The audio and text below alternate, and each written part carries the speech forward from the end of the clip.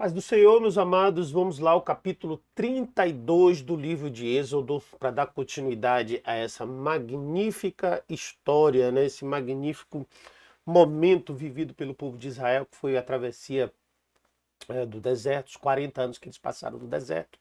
E nós vamos ver agora um episódio tremendo que vai falar sobre a ira de Deus e vai falar também da corrupção do povo de Israel naquele tempo, né? Então vamos lá, vamos começar com a leitura das primeiras passagens. Mas vendo o povo que Moisés tardava em descer do monte, acercou-se de Arão e disse-lhe: Levanta-te e faze-nos deuses que vão adiante de nós. Porque enquanto. Eu acho que eu não estou passando aqui a leitura, desculpem. Vamos lá. Deixa eu voltar aqui.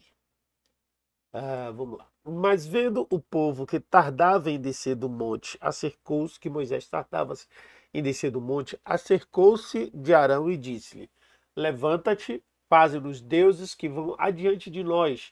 Porque quanto a este Moisés, o homem que nos tirou da terra do Egito, não sabemos o que lhe sucedeu. E Arão lhes disse: Arrancai os pendentes de ouro que estão nas orelhas de vossas mulheres e dos vossos filhos e de vossas filhas e trazei-mos. Amém. Vamos continuar aqui.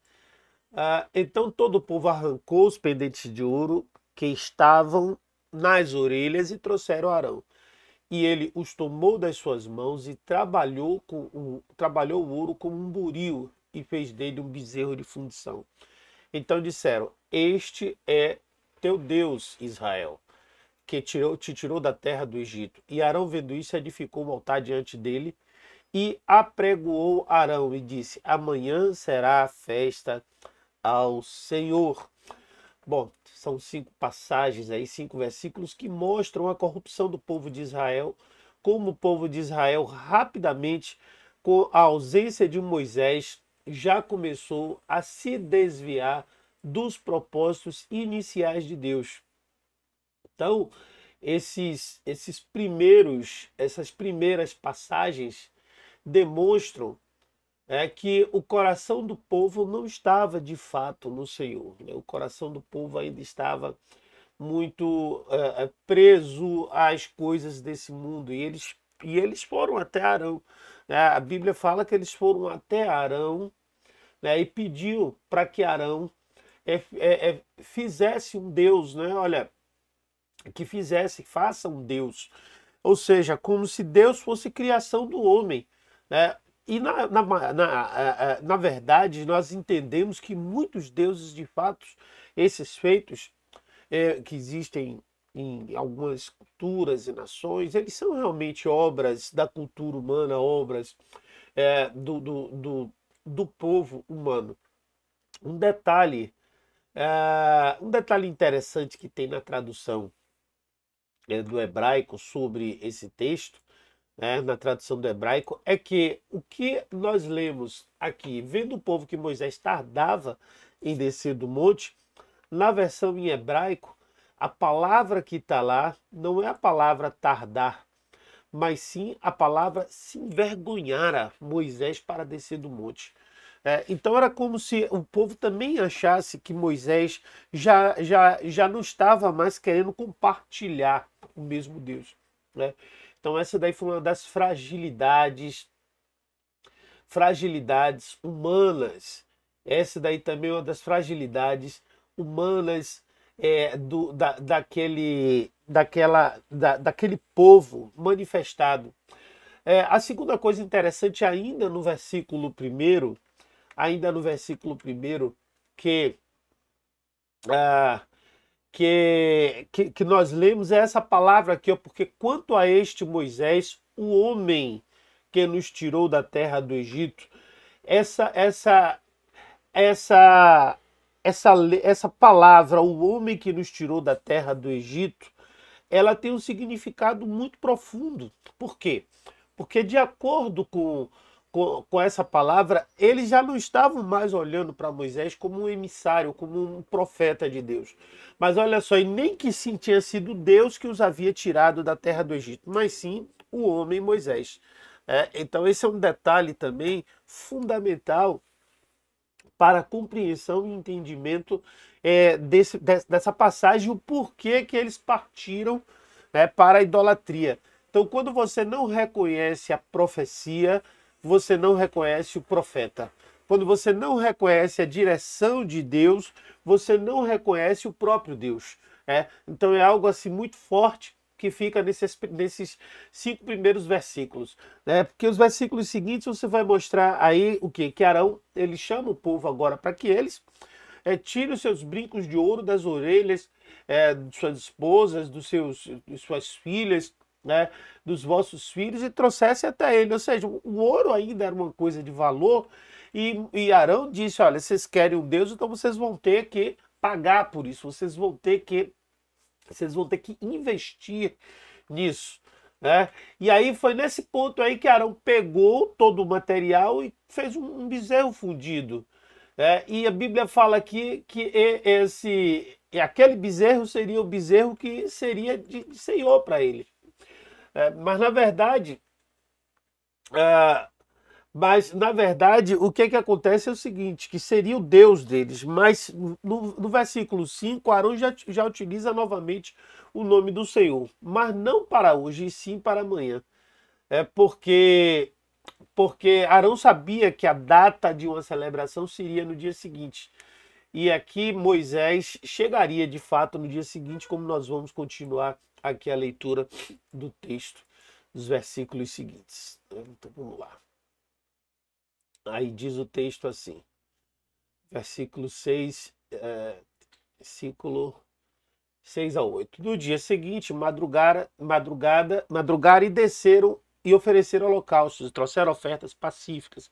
E o povo assentou-se para comer e beber. Depois levantou-se a folgar. Então disse o Senhor a Moisés: vai e desce. Eu queria só deixar aqui até o sexto, né? Porque aqui você percebe que há um momento em que o povo já começa a fazer festa. Então agora Deus aí já percebe que a idolatria começa a subir, porque Deus, ele percebe quando há idolatria, ele percebe quando há adoração e ele percebe quando há idolatria.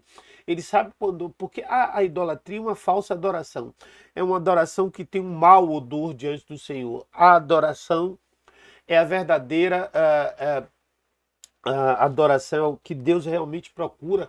E a adoração é como incenso suave, né, as narinas do Senhor. Vamos lá, então disse o Senhor a Moisés: vá, desce, porque o teu povo que fizeste subir do Egito se tem corrompido e depressa se tem desviado do caminho que eu lhe tinha ordenado. E eles fizeram para si um bezerro de fundição e perante ele se inclinaram. E ofereceram-lhe sacrifícios e disseram: este é o teu Deus, ó Israel, que te tirou da terra do Egito. Então vamos lá. Então aqui você tem um trecho no qual Deus aqui já identificou a corrupção do povo e chama Moisés.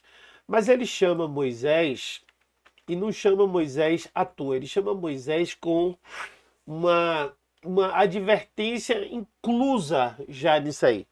No versículo 7 diz assim: falou Hashem a Moisés, falou o Senhor a Moisés: vai, desce, pois se corrompeu teu povo. Olha só, essa palavra teu povo é importante. Às vezes pequenos detalhes fazem grande diferença. E que pequenos detalhes são esses? Que a gente precisa aprender, entender, certo? A Bíblia, ela revela o que nas entrelinhas muito mais do que o que está explícito. Quando ele fala o teu povo, por que é que Deus não falou o meu povo? O meu povo. Porque aí está aí dentro dessa palavra outra coisa. Nós falamos sobre o Logos, o Telos e o Rema. Então, dentro do Logos, essa palavra teu povo significa dizer que aquele povo não é o povo de Deus, mas é o povo do próprio Moisés. E Deus estava falando ali com Moisés e tinha um propósito. A gente precisa então ter um entendimento mais amplo para a gente compreender o Rema. E o rema dessa palavra, que o que Deus de fato quer dizer, é que aquele povo que estava acompanhando Moisés e que era um povo que estava tendente à idolatria, era um povo que já tinha costume da idolatria. Então não era um povo sem o hábito da idolatria, era um povo que já tinha, sim, o costume da idolatria. E que povo era esse que já tinha costume da idolatria? O próprio povo do Egito. né, os egípcios. Então, nos estudos midráshicos, você encontra essa referência, né? Então, sobretudo no Shemor Rabá, que faz uma alusão que faz uma alusão, não, que faz uma, uma, uma colocação sobre isso, que diz que quando Deus utilizou o teu povo, significava que aquele povo ali estava misturado. Ou seja, não vinha somente o povo de Deus, vinha o povo de Deus, mas o povo do Egito que também havia sido incorporado. Então, olha só, segundo o Shemur Rabá, diz assim: ó, não foi dito o povo se corrompeu, mas teu povo. A mistura de povos que aceitaste por tua própria iniciativa e converteste-o sem consultar-te comigo, e disseste: é bom que convertidos juntos se achem. Mas eles se corromperam e fizeram com que outros se corrompessem. Então aqui são as entrelinhas desse texto, né? Então as entrelinhas desse texto demonstram que havia no meio daquele povo pessoas que eram de origem egípcia que se converteram à fé judaica, e que essas pessoas foram as que corromperam todo o povo e fizeram desta forma com que eles fossem se corrompessem com o bezerro de ouro. E ali a Bíblia fala no versículo seguinte, versículo 8, vamos ler, voltar aqui para o texto, né? Voltar para o texto, versículo 8, que diz assim: depois levantou-se, não, tá aqui, e depressa se tem desviado do caminho que eu lhe tinha ordenado, e eles fizeram para si um bezerro de fundição, e perante ele se inclinaram e ofereceram-lhe sacrifícios, e disseram: este é o teu Deus, ó Israel, que te tirou do Egito. Então aqui mais um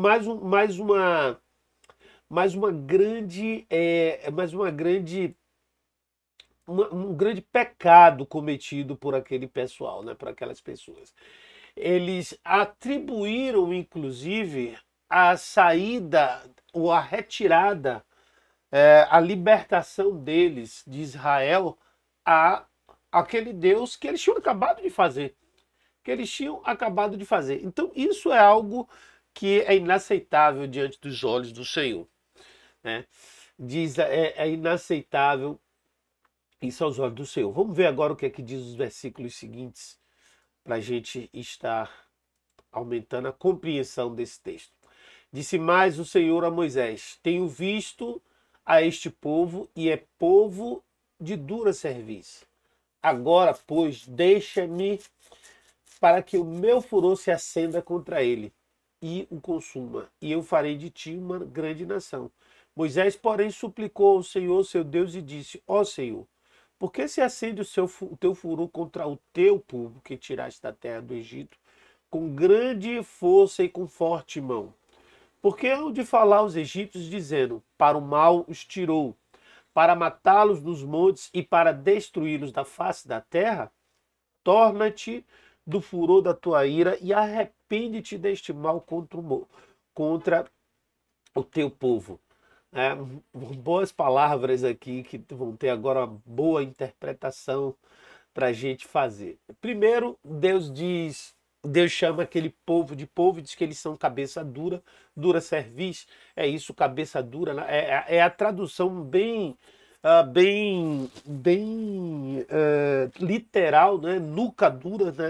Aqui o que a gente viu aqui em português é dura cerviz, porque a Bíblia está se referindo à nuca, essa parte posterior aqui da cabeça, que é onde você guia, né? Que é onde você conduz o seu gado, os animais, você coloca ali nas cerviz, nessa região, né? E você guia. Então esse pessoal é muito difícil de orientar. É isso que ele está dizendo aqui, que Deus está dizendo a Moisés. É muito difícil. Aí Deus fala para ele: agora deixa eu lá detonar todo mundo, acabar com todo mundo, matar todo mundo, e eu vou fazer de você uma grande nação. Ou seja, eu recomeço a partir de você. Eu recomeço a partir da sua família, da sua casa. Da mesma forma como ele fez com Noé, né? Lá atrás com Noé. Da mesma forma como ele fez com Noé, Deus faz a proposta aqui nesse versículo para Moisés, para que ele faça, é, para que ele faça ah, uma, uma reflexão, ou melhor, para que ele recomece o processo criativo novamente da humanidade, né? Ou melhor, não da humanidade, mas da nação de Israel. Não seria tanto quanto Noé, mas muito mais parecido com Abraão, né? Que seria desde o início. Mas Moisés aí intercede, né? Suplicou Moisés na face do Senhor e disse disse: não esquente a sua cabeça. É interessante, isso está lá no hebraico, olha só. Por que, Hashem, esquentarás tua face, né? Tem muitos termos que a gente utiliza hoje que são textos que a gente utiliza no dia a dia, que são dessa origem bíblica aí, né? Então, por exemplo, esquentar a cabeça tem a ver com isso. No português, a palavra que está lá é acende o teu furor, mas no hebraico a palavra certa é esquentas tua face, o teu povo acende a tua face. Que tiraste da terra de Misraim com poder. Aí Moisés faz a referência. Por que você esquenta a cabeça com o teu povo? Então aí Moisés disse: não, o povo não é meu, o povo é seu. Certo? Então o povo é teu. Convertido é teu povo também. E por que vai descarregar sua ira a ele? Para quê? Para que todo mundo diga que tu os tiraste da terra já com a má intenção de matá-los e apagá-los da face da terra? Então, retire tuas manifestações de ira. E aqui é interessante, amados, porque o português tem uma tradução que confunde o próprio entendimento. Existe uma passagem do livro de Números que a gente ainda vai interpretar e diz assim, ó, que Deus não é homem para que minta e nem filho do homem para que se arrependa. E a nossa tradução veio desse versículo 12 assim, ó: torna-te do furor da tua ira e arrepende-te deste mal contra o teu povo. Mas não é essa a palavra. Por quê? Veja só. O arrependimento, está conectado com o ato já praticado, certo? Deus não praticou nenhum ato ainda aqui. Ele teve um pensamento acerca do que fazer. Então a ideia de Deus era realmente destruir todo o povo, mas Moisés estava ali argumentando com ele que não era correto. Não é que Deus não faça coisa errada, o certo ou errado. Mas aqui nessa argumentação, a palavra melhor, e é a palavra inclusive que dá esse sentido na Bíblia, certo? É mude de ideia ou formule um outro pensamento para fazer o bem a eles. Então seria essa a ideia que o texto passa. Essa ideia que o texto passa, e não simplesmente a ideia do arrependimento propriamente dito. Então a proposta de Moisés era que Deus mudasse de ideia.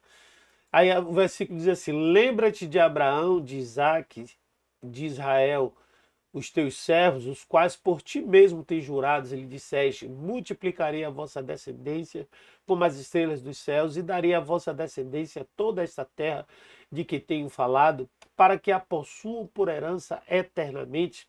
Então o Senhor arrependeu-se do mal que dissera que havia de fazer ao seu povo, e virou-se Moisés e desceu o monte com as 2 tábuas de testemunho na mão. As tábuas escritas de ambos os lados, de um e de outro lado, estavam escritas. A argumentação com Deus, isso aqui é uma lição de oração muito forte, que a gente precisa aprender. É uma lição que para a gente desenvolver, inclusive, na nossa vida espiritual. Então aqui a primeira coisa que Moisés fez para que, digamos assim, Deus ouvisse, isso aqui é um diálogo oratório, ou seja, Moisés estava orando. E a oração, aqui é um ensino muito forte sobre oração. Eu tenho um livro chamado disciplinas para... Eu sempre esqueço o nome do meu próprio livro, amados, mas tudo bem. São as 5 disciplinas para o bom relacionamento com Deus no final das contas, né? Para a vida plena, disciplinas para a vida plena, certo? Nela eu falo sobre a oração e eu sempre costumo ensinar as pessoas que a oração é uma via de mão dupla, ou seja, você não só fala, mas também como precisa parar e ouvir. Existem pessoas que para orar chegam diante do Senhor, diante do momento de oração e só falam. E na hora de ouvir, não param por um tempo em silêncio para poder ouvir a voz de Deus, né? Então, na nossa, nesse diálogo entre Deus e Moisés, a gente aprende muita coisa. Então, uma das coisas que a gente aprende sobre a oração é que a oração ela é uma via de mão dupla. Então, você fala, você pede, mas você precisa ter seu momento de silêncio também. Porque tem muita gente que diz que não ouve Deus, não consegue ouvir a voz de Deus, justamente porque não para ouvir a voz de Deus. E aí, nessa hora que Moisés termina de falar, que ele pede para Deus mudar de ideia, para Deus mudar o cativeiro, mudar a situação, né? É reconhecer que Deus ele é responsável por tudo em nossas vidas, pelo bem e pelo mal, porque o mal, se não é Deus diretamente que está fazendo, mas é Deus indiretamente que está permitindo, né? Então, o que é que acontece? Nós precisamos parar e ouvir. E é nessa hora que a gente aprende esse processo com Moisés, né? Com Moisés. E aqui tem uma segunda lição muito forte, que é o versículo 13 ao 15, quando ele chama a atenção, não é chamar a atenção de Deus, não é essa palavra, mas ele traz a palavra de Deus, ele traz a palavra para poder embasar a sua petição. É como se fosse um advogado. Um advogado, quando quer que uma petição de seu cliente seja atendida, o que é que ele faz? Ele busca a lei, ele busca a passagem na lei que dá embasamento para ele. Quando você, na sua oração, eu vou falar aqui, por exemplo, a oração de cura, você clama ao Senhor por uma cura e eleva Isaías 53, versículo 4 e versículo 7, sobretudo, 4, 5 e 7 são os mais contundentes sobre cura, certo? Você está colocando diante de Deus a própria palavra dele. E a própria palavra de Deus diz que ele vela pelo cumprimento da sua palavra. Então aqui foi o que Moisés fez. Colocou diante do Senhor a promessa que ele tinha feito aos descendentes de Abraão, de Isaac e de Jacó, de Israel. Essa mesma ênfase, essa mesma ênfase precisa ser dada em nossa oração ao que havia sido dito pelo próprio Deus, né? Então aí a Bíblia diz que Deus ele mudou de ideia, né? Ele resolveu que não iria mais fazer aquilo que ele disse que iria fazer. Então ele mudou ali de ideia e Moisés então desce. Terminou aquele diálogo, Deus disse, tá tudo bem, eu não vou fazer porque tem uma promessa, eu tenho uma palavra sobre isso. E Deus ele não muda, ele não mente, ele não muda da sua palavra, né? Então aqui é importante também a gente lembrar que Deus ele quer também que nós conheçamos a palavra dele e que possamos estar ministrando e manifestando essa palavra todos os dias em nossas vidas. Vamos continuar aqui a leitura. Vamos lá. O versículo 16 diz assim: e aquelas tábuas eram obra de Deus. Também a escritura era a mesma escritura de Deus, esculpida nas tábuas. E ouvindo Josué a voz do povo que jubilava, disse a Moisés: alarido de guerra há no arraial. Porém ele respondeu: não é alarido dos vitoriosos, nem alarido dos vencidos, mas alarido dos que cantam eu ouço. E aconteceu que, chegando Moisés ao arraial e vendo o bezerro e as danças, acendeu-se-lhe o furor, e arremessou as tábuas de suas mãos e quebrou-as ao pé do monte. E tomou o bezerro que tinham feito e queimou-o no fogo, moendo-o até se tornar em pó, e o espargiu sobre as águas, e deu a beber aos filhos de Israel. E Moisés perguntou a Arão: que te tem feito a este povo, que sobre ele trouxeste tamanho pecado? Então respondeu Arão: não se acenda a ira do meu senhor. Tu sabes que este povo é inclinado ao mal. E eles me disseram: faze-nos um Deus que vá adiante de nós, porque não sabemos o que sucedeu a este Moisés, a este homem que nos tirou da terra do Egito. Então eu lhes disse: quem tem ouro, arranque-o. E deram-no e lancei-o no fogo, e saiu este bezerro. E vendo Moisés que os povos estavam despidos, porque Arão o havia deixado despir-se para vergonha entre seus inimigos, pôs-se em pé Moisés na porta do arraial e disse: quem é do Senhor, venha a mim. Então se levantaram a ele todos os filhos de Levi, e disse-lhes: assim diz o Senhor Deus de Israel: cada um põe a sua espada sobre a coxa, e passai e tornai pelo arraial de porta em porta, e mate a cada um seu irmão, e cada um seu amigo, e cada um a seu vizinho. E os filhos de Levi fizeram conforme a palavra de Moisés, e caíram do povo naquele dia uns 3.000. Porquanto Moisés tenha dito: consagrai hoje as vossas mãos ao Senhor, porquanto cada um será contra o seu filho e contra seu irmão. E isto para que ele vos conceda hoje uma bênção. E aconteceu no dia seguinte, Moisés disse ao povo: vós cometeste grande pecado. Agora, porém, subirei ao Senhor e porventura farei propiciação pelo vosso pecado. Vamos ler essa parte anterior, porque já li bastante desse texto e tem algumas coisas importantes aqui. Vamos lá. Então, Moisés, ele desceu com as montanhas, perdão, com as tábuas. Eu já mostrei aqui como eram as tábuas. Era feito de uma pedra azul, muito bonita. E ali estava escrito dos dois lados, e as tábuas foram escritas pelo dedo de Deus e gravado foi nas tábuas. Ali, quando eles estavam descendo, então Josué ouve, né, Yehoshua, ouve o povo gritando e disse para Moisés um som de batalha no acampamento. E Moisés disse: não é um som de vitória, nem um som de derrota, mas um som de blasfêmia. No português está de canto, mas na verdade no hebraico está de blasfêmia.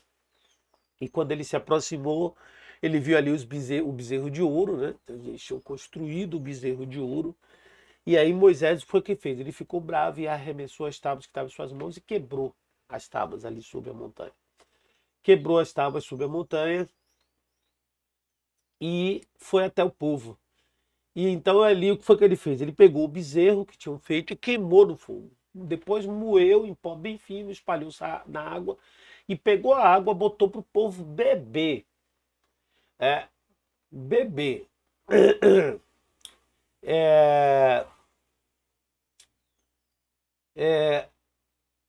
Na verdade, essa palavra aí já era uma espécie de uma pena de morte. Quando de acordo com o estudo do Talmud, né, diz que Moisés tinha intenção, ao fazer eles beberem, revelar as mulheres suspeitas de adultério. Você vai ver mais adiante que tem lógica isso aí. Não está explícito, mas tem lógica. Então, haviam 3 penas de morte diferentes naquela época. Uma, se houvesse testemunho da prática de idolatria, e a advertência prévia era punidos pela espada, de acordo com a lei que se aplica a uma cidade cuja maioria praticou a idolatria. Está lá em Deuteronômio 13, de 13 a 18.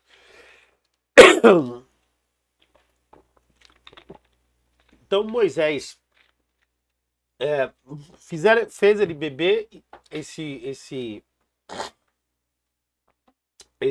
essa água com esse propósito, né, de acordo com os estudos talmúdicos.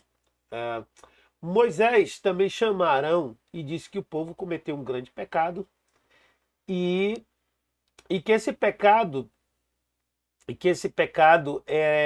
tinha que ter uma consequência. E então Arão agora estava fazendo com Moisés o mesmo papel que Moisés fez com o Senhor, né? Mas só que aqui o que Arão faz é algo diferente do que o Senhor fez, né? Deus, quando conversava com Moisés, falava da responsabilidade do próprio povo. Arão colocou-se ali, colocou também toda a responsabilidade no povo. E Arão era um sacerdote. Então a Bíblia diz assim, ó, não se colerize, meu Senhor, mas você sabe que o povo tem má inclinação.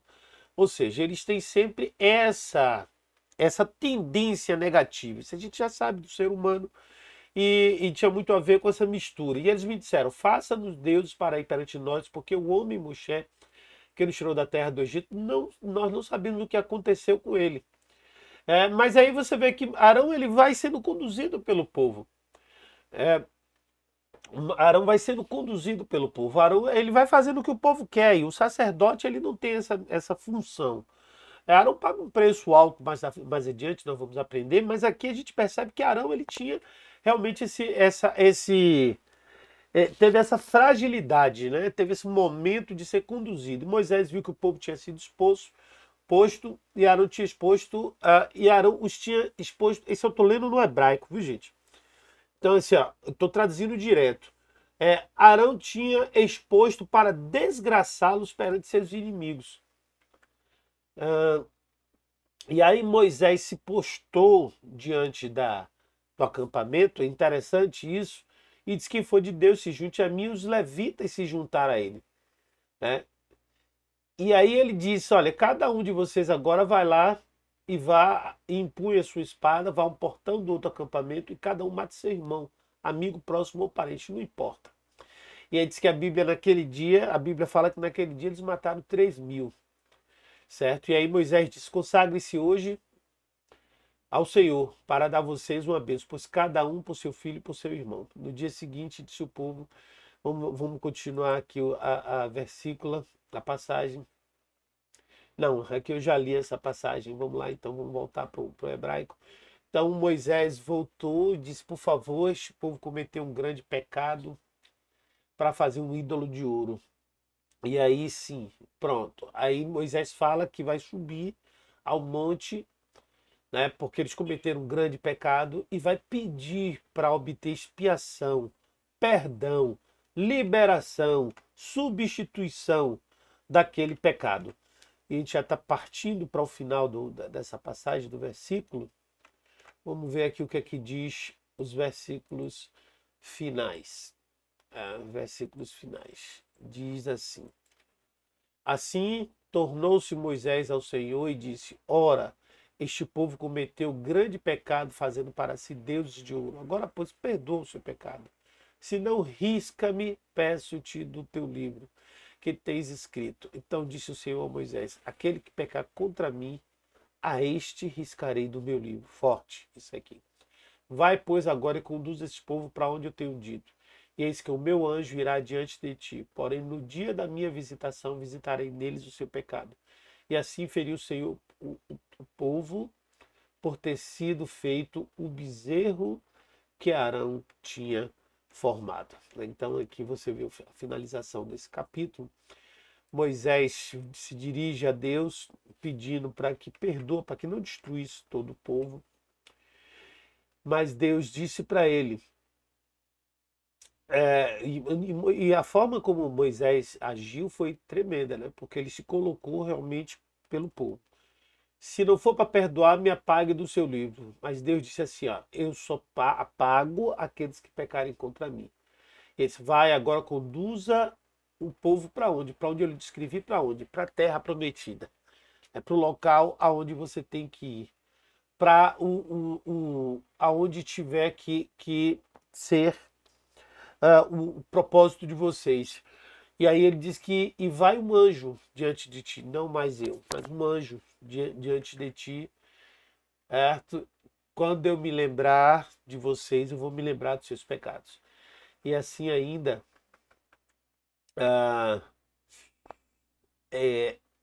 e ainda assim Deus matou, né?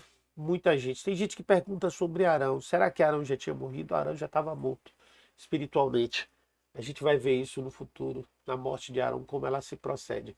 Ver o que é que mantinha ele vivo. Bom, a gente completa aqui essa passagem, esse capítulo, aí que vamos dar continuidade a esse texto. Concluir, já estamos aí na parte final do livro do Êxodo. Em breve a gente vai estar terminando, entrando no Levítico.